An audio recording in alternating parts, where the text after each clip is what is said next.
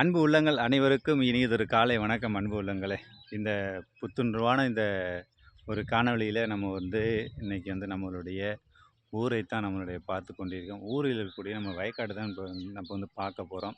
இப்போ நீங்கள் பார்த்துக்கிட்டு இருக்கீங்க, அது பார்த்திங்கன்னா ஒரு ஆலமரம். அந்த ஆலமரத்தை பற்றி நான் ஒரு அருமையான ஒரு டாபிக்னு சொல்லியிருப்பேன். அதே போல் பார்த்திங்கன்னா இது நம்மளுடைய ஊர் பகுதியில் இருக்கக்கூடிய வயல்வெளிகள், அனைத்து மக்களிடத்திலும் இருக்கக்கூடிய அருமையான வயல்வெளிகள். அதுபோல் பார்த்திங்கன்னா இந்த சுற்றுப்புறத்தில் இருக்க பொருளாக வயல்வெளி நம்மளோட சொந்தக்காரங்களுடைய வயல்வெளிகள் பார்த்திங்கன்னா உங்களுக்கே தெரியும் எப்படி இருக்கின்றது பாருங்கள் அன்புள்ளங்களே. ஒரு பசுமையான ஒரு சூழலோடு காண்பித்து கொண்டிருக்கு. இந்த வயல் பார்த்திங்கன்னா அடுத்த ஒரு விவசாயத்திற்காக உழுது விட்டார்கள். உழுது ரெடியாகி கொண்டிருக்கின்றது. இந்த வயலில் உழுகவில்லை. இனிமேல் தான் ஒரு மழை பெய்தவுடன் உழுவாங்க. உழுது அதுக்கான வேலைகள் ஆரம்பிப்பாங்க. அதற்கு முன்னுதாரணமாக சாணிகளை, மாட்டு சாணத்தை ஒரு மாட்டு சாணமாக இருக்கட்டும், இரண்டாவது பார்த்திங்கன்னா ஆட்டுச்சாணமாக இருக்கட்டும், கொட்டி அதனுடைய வயல்வெளிகளை பரப்பி விட்டுருக்காங்க.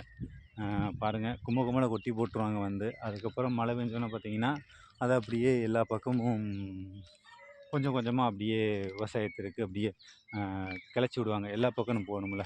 இதில் கூட பார்த்தா தெரியும் நமக்கு. இந்த வயலில் ஒரு இடத்துல கொட்டி பார்த்தீங்களா, ஒரு இடத்துல கொட்டி எல்லா இடத்துலையும் இப்படி விசிறிடுவாங்க. இதான் அருமையான ஒரு விவசாயம் பண்ணக்கூடிய ஒரு அருமையான தளம். இந்த தளத்தை தான் நம்மளுடைய மக்களுக்கு காமிக்கணும் இவ்வளோ நாளாக எதிர்பார்த்துக்கிட்டு இருந்தோம். அதற்கான தருணம் நம்மளிடத்தில் இருக்கின்றது. விவசாயம் பண்ணுவது எளிதில் இல்லை அன்புள்ளவங்களே. விவசாயம் என்பது கடுமையான ஒரு போராட்டம் என்று கூட சொல்லலாம். ஆனால் அவ்வளவு போராட்டம் பண்ணியும் நம்ம விவசாயம் பண்ணுவோம். அதற்கு உண்டான மகசூழல், அதற்கு உண்டான இறைவன் படியெடுத்தால் தான் நம்மளுடைய அந்த விவசாயத்தை நம்ம செல்வ செழிப்பாக நம்ம கொண்டு வர முடியும். என்னடா அந்த படியளக்கிறோம் அப்படின்னு கேட்குறீங்களா? மழை, அந்த மழை இருந்தால்தான். ஏன்னா நாங்கள் வானம் பார்த்த பூமி. யாரிடத்திலும் பார்த்திங்கன்னா எந்த ஒரு கேணி மோட்டரோ எதுவுமே கிடையாது. சுற்றுப்புறத்தில் பார்த்திங்கன்னா தெரியும், அந்த சரௌண்டிங்கில் எந்த ஒரு கேணி மோட்டருமே இருக்குது.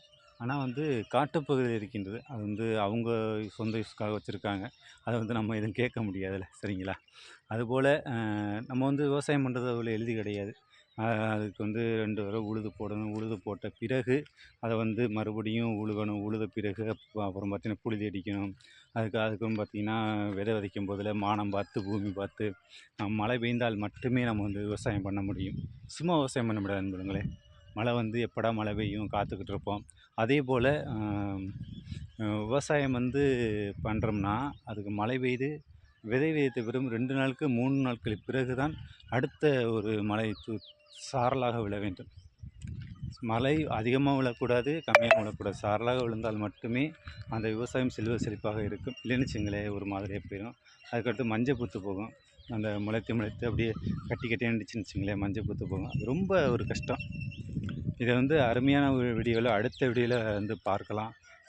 இதை ஒரு கண்ணோட்டமாக நம்மளுடைய விவசாயம் சொல்லி கொண்டிருக்கிறேன். இதற்கு மேலாக நம்ம சொல்லலாம். அதற்கு உரிய காலங்களும் நேரங்களும் நம்மளுக்கு ஒத்துழைக்க வேண்டும். அடுத்த நிலையில் சந்திக்கலாம் அன்புள்ளங்களே. மிக்க மகிழ்ச்சி. நம்முடைய இந்த காணொளி உங்களுக்கு பிடித்தமானதாக இருந்தால் லைக் அண்டு நம்மளுடைய சேனலை சப்ஸ்கிரைப் செய்து கொள்ளுங்கள் அன்புள்ளங்களே. அடுத்தடுத்த கமெண்ட்டுகளை தெரிவிங்கள். மிக்க மகிழ்ச்சி. நன்றி, வணக்கம்.